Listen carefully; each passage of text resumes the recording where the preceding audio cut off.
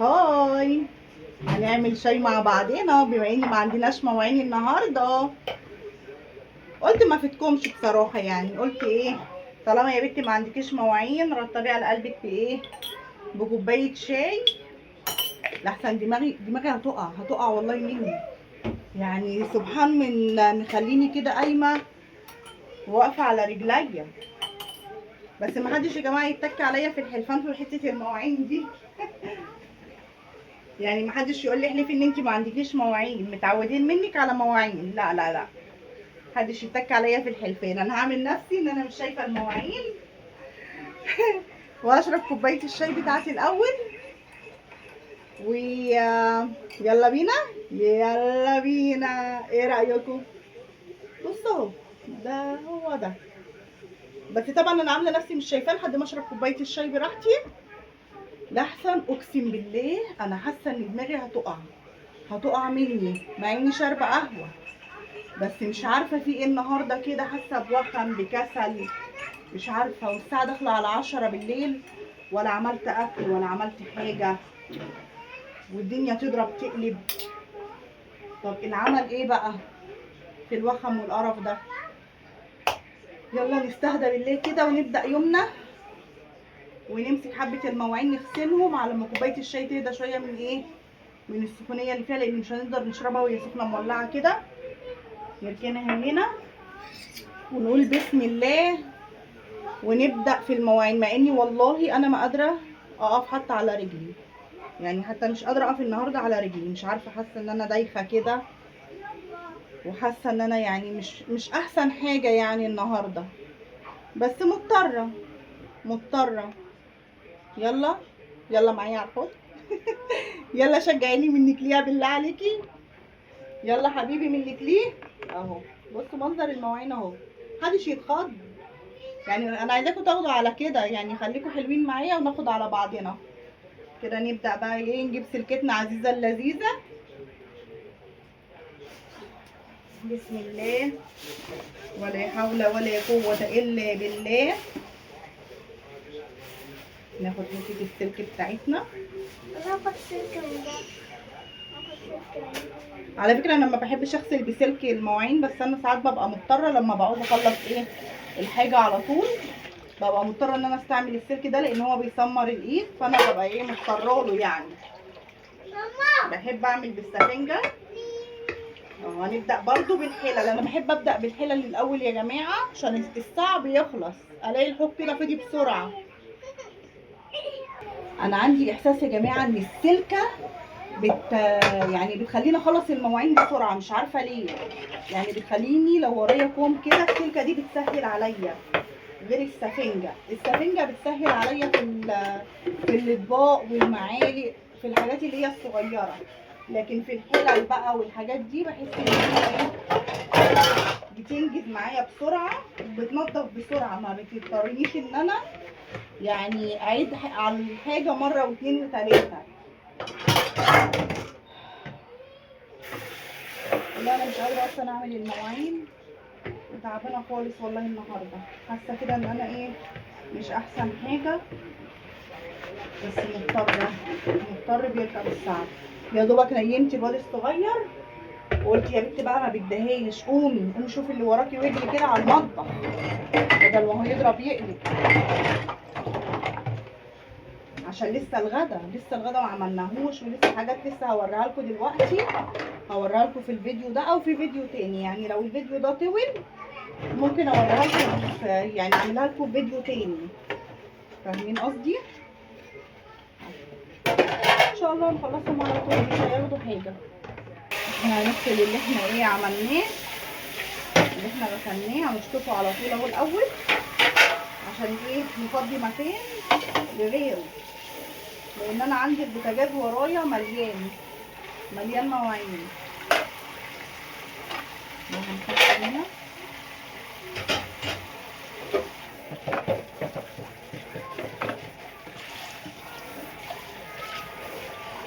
اللي ما عمليش اشتراك يا جماعه في القناه يا ريت يعمل لي اشتراك، بالذات في الفيديو ده بجد والله. لان انا ما كنتش هعمل النهارده فيديوهات، بس قلت ايه ادينا بنسلي بعضنا بدل القعده كده.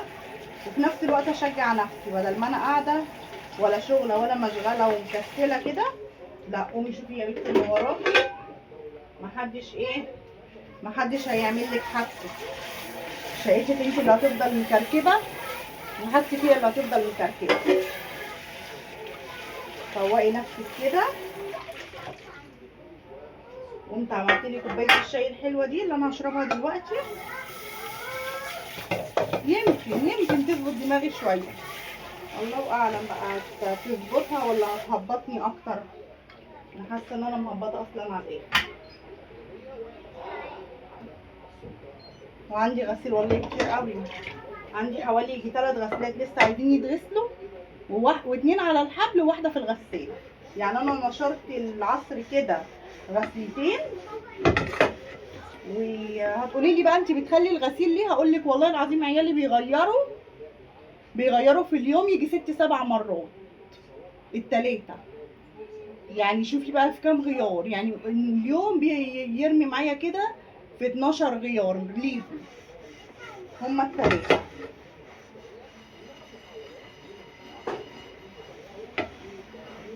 مع ان بيبقوا الحاجه نضيفه عليهم ويقلعوا ويغيروا. بص اتفاجئ دخلوا الاوضه لبسوا ورجعوا مغيرين لبس جديد.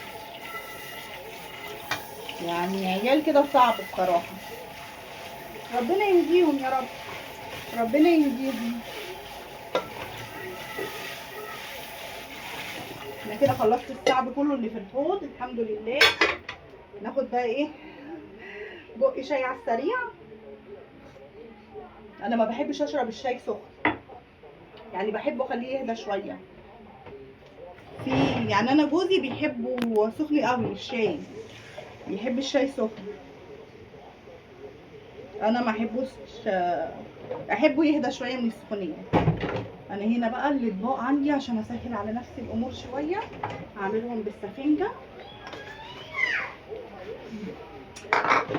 فكروا كده بقى معايا نعمل اكل ايه النهارده، والشاطر يقول لي انا مطلعه ايه يفك من الفريزر عشان اعمله غدا. بصوا الاطباق دي انا لسه جايباها امبارح. انا لسه هوريها لكم فيديو، هي دي اللي انا هوريها لكم فيديو ان شاء الله. بصوا اطباق جميله دي، الاطباق دي انا لسه جايباها مشتريها امبارح. انا عندي اطباق صيني وميلامين بس شايلاهم لان ايه غاليين شويه. بقول ايه العيال يكسروا بدول براحتهم، طبق وقع بقى اتكسر ما بقاش شايله همه حاجه. طبعا فاهمين قصدي، كل واحده معاها عيال فاهمه قصدي.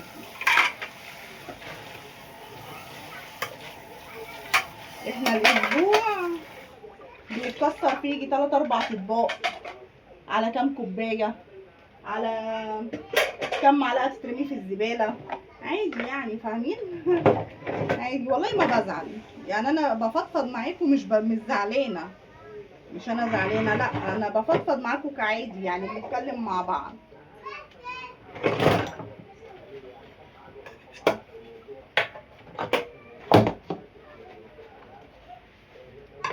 قربنا اصلا الحمد لله قربنا نخلص. او ده اخر والله ده يعتبر اخر طبق من 12. كنت مشتريه 12 فرط كده 12 طبق. والله ده اخر طبق منهم، ده اخر طبق منهم.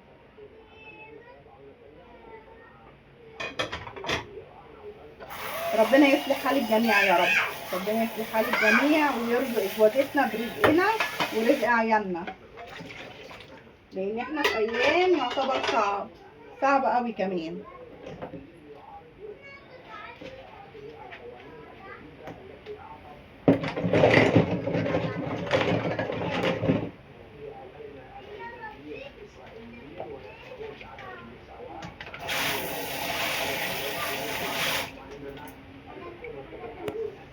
انا بقى حكايتي مع اليوتيوب ايه هقول لكم بقى.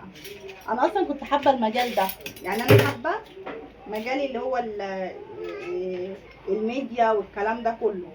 بس انا جوزي في الاول ما كانش موافق، يعني جوزي كان رافض ورافض بشده. فالمهم ايه لما جيت عرضت عليه لما جيت عرضت عليه الوضع تاني وقلت له بقى، قلت له انا حابه وكده، حابه ان انا ادخل التجربه. قال لي خلاص ادخلي التجربه بس ما تظهريش، يعني حتى على الاقل لما القناه تلاقيها نجحت وكده والناس حبوكي والناس عرفوكي. قلت له خلاص انا موافقه، يعني انا موافقه ان انا ايه ما اظهرش. يعني ما احنا ياما حبينا ناس واحنا يعني عرفناهم من كلامهم او من صوتهم، ياما حبينا ناس كده وياما عرفنا ناس يعني من مكالمه تليفون ارتحنا لهم. فانا قلت والله لا ادخل ايه التجربه. ما صدقت بقى بيني وبينك يا حبيبتي ان هو قال لي ايه تمام. رحت فاتحه القناه في نفس الدقيقه اللي هو قال لي ماشي. قلت بدل ما يرجع ايه في كلامه، مع ان هو ما بيرجعش في كلامه بصراحه، يعني طالما هو قال لي على الحاجه اوكي ما يرجعش في كلامه خالص، يعني خلاص طالما اداني كلمه بيبقى قدها بصراحه، ربنا يبارك له يا رب. فانا رحت فاتحه بقى القناه، فتحت القناه اللي هي بتاعت حكايات ام العيال، وبعد اسبوع فتحت قناه اللي هي يوميات انا وبناتي، لاني انا حبيت ان انا ايه اعمل قناتين يبقوا جنب بعض، واحده للروتين وواحده للوصفات الاكل بقى وكده. المهم بقى عشان ما اطولش عليكي انك ليها، قولي لي طولي على ما نغسل المواعين يا حبيبتي براحتنا، انا مطوله ما تقلقيش. المهم لقيت القناه ايه ما اخبيش عليكم يعني انتوا حبايبي، لقيتها اشتغلت. لقيت اول فيديو نزلته لقيت جاب لي 2000 مشاهده، تاني فيديو 3000 مشاهده. فبسم الله ما شاء الله لقيت القناه ماشيه، لقيت القناه ماشيه معايا وحلوه، ولقيت في متابعين بقى، يعني غير بقى اللي انا كنت ببعت لهم، لقيت في متابعين بايه بيشتركوا في القناه. اجيب سلكه بقى عشان ما نضيعش وقت، نغسل دول وهكمل لكم. لقيت ايه، لقيت في متابعين ولقيت في ناس فعلا بتتابعني، وناس بقى ايه يعني كمان مش من مصر، من سوريا ومن العراق والسعوديه. بصراحه يعني انبسطت قوي، ده اللي شجعني افتح القناه الثانيه، ده اللي شجعني اللي هي بتاعت حكايه ام العيال. حاضر ثواني. المهم بقى ده اللي شجعني ايه ان انا اعمل القناه الثانيه، لما لقيت ناس ايه متابعيني وكده. فالمهم ايه انا كنت بنزل على الفيديوهات بتاعتي اللي هي ايه مسلسلات الراديو. فلقيت واحده اسمها ام يوسف، اسمها ام يوسف، دخلت قالت لي انا عايزاكي تنزلي الوصفه بصوتك، يعني احنا نستفيد اكتر، احنا كده احنا مش فاهمين حاجه، ايه هي وصفتك؟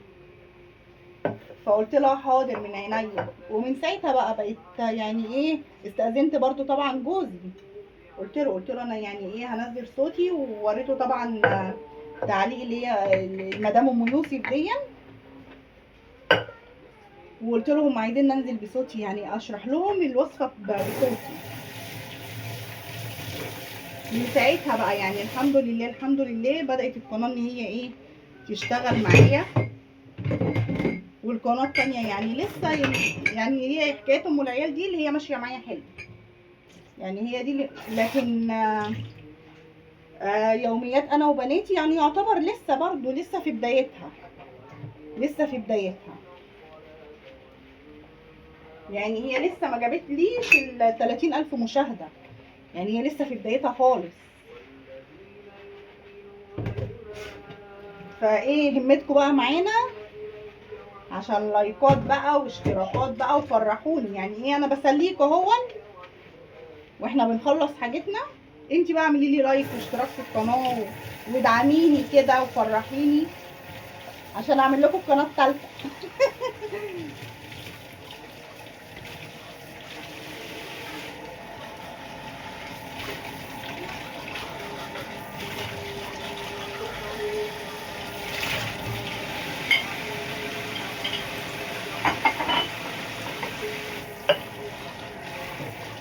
واخيرا لا مش خلصنا النوعين، اخيرا خلصنا اللي في الحوض، يعني مش عايزه اعشمكم معايا قوي في الموضوع، محدش يتعشم ان احنا خلصنا. وربنا يقوي كل واحد على حاله يا رب. يا رب كل واحد ربنا يقويه على اللي هو فيه وعلى حاله.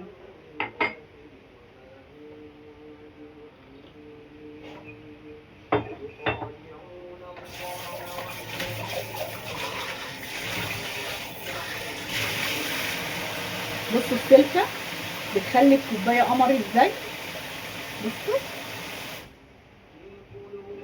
سلكه المواعين على قد ما انا ما بحبهاش، بس بتخلي الكوبايات كريستال صراحه. يجي يشرب عندي في كوبايه يلاقيها جميله ونضيفه. ايوه انا فضيت الحوض وحطيت مواعين. طبعا قفلت الكاميرا لاني وغسلت والله حاجات كتيره، يعني حاجات كانت ورايا وغسلتها. والله ما بحب اطول عليكم الفيديو، يعني ما بحبش اطوله عليكم، بقول عشان ما تزهقوش مني. بس مين يزهق منك يا ام العيال؟ حد يزهق من السكر ده؟ لا طبعا. صح ولا لا يا حبايبي؟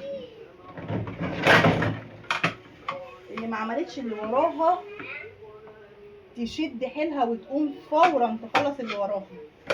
خلصي اللي وراكي وانت بتتفرجي على الفيديو، افتحيه واقعدي اتفرجي عليه لحد ما يخلص. انا ايه شغالين. والله انا كنت والله الكلام ده يعني اللي انا اقوله لكم حقيقه. انا كنت من حوالي سنه او سنتين كده لما كنت ببقى كسلانه، كنت بجيب التليفون اشغله على فيديوهات روتين كده، وكنت احطه على الرخامه عندي واقعد اتفرج، اشجع نفسي والاقي نفسي حاجتي خلصت بسرعه. يعني كنت بقول بدل ما اتصل بواحده صاحبتي او واحده جارتي او لا. في انت صحي ولا ايه؟ كنت لا اروح مشغله فيديو من دول واقعد اتفرج عليه لحد ما يخلص، اشجع نفسي.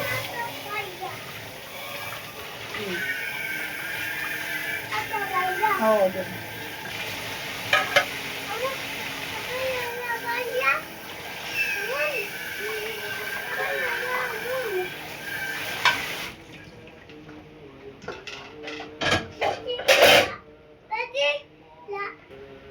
انا ايه بخبي حبه برضو كده ورا ورا الكاميرا في الخبيني.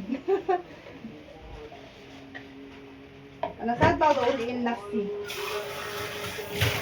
انا ان شاء الله من بكره انا هبقى منظمه اكتر من كده. انا هخلي العيال يبقوا منظمين، واقعد اعمل بقى افكار في دماغي بقى، واقعد بقى ايه افكر في حاجات كتيره واقول انا هعمل 1 2 3.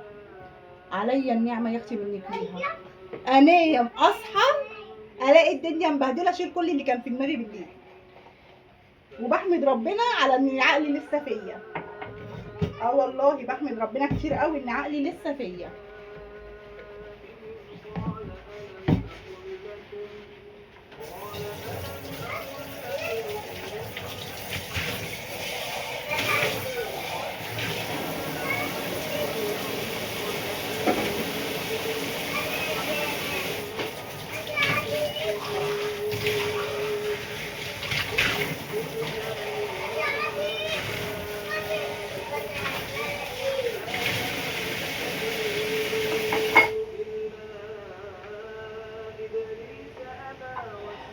ناخد حبه شاي.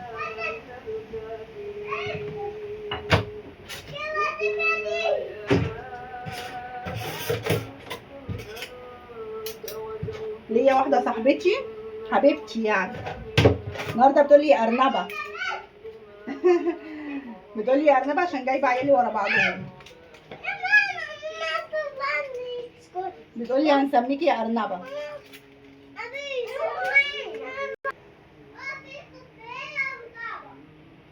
كوبايه وطبق. كوبايه هاتيهم، انا افتكرتك بتقولي انت عايزه. هاتيهم يا كوكو.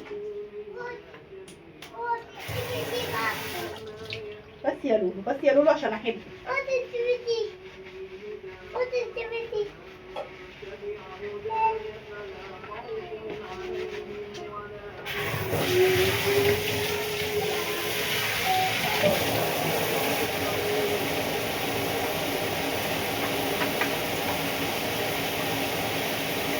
ده انا ماليش في القدام. احنا كده خلصنا بقى الحوض. نغسل الرخامه اخر حاجه اخيرا. على فكره انا غسلتها بس الكاميرا اصلا ما كانتش مفتوحه، فقلت اعيدها تاني ايه معاكم.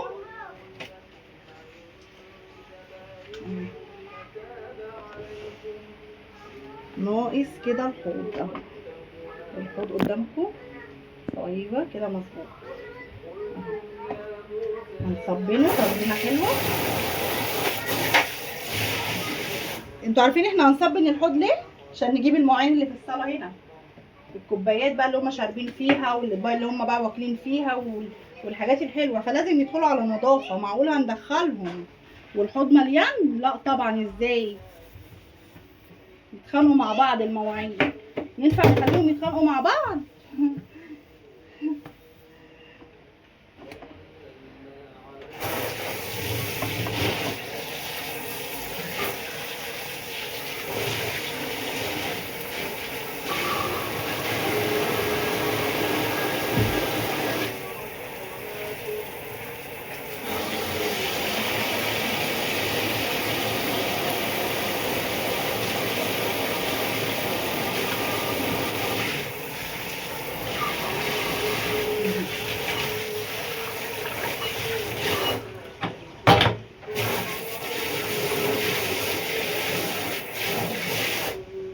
كده ناقص ايه بقى؟ ناقص لنا ايه؟ ناقص ايه؟ ردي. ناقص البوتاجاز. اجهز الحاجه وندخل على البوتاجاز، يلا بينا. ايوه البوتاجاز كده. شيل حاجتنا. ايه، بصوا انا البوتاجاز عندي بيبقى نضيف، يعني هو اللي حاجات بواقي الاكل بس اللي بتبقى عليه، لكن هو ما فيهوش دهون، ما فيهوش حاجه.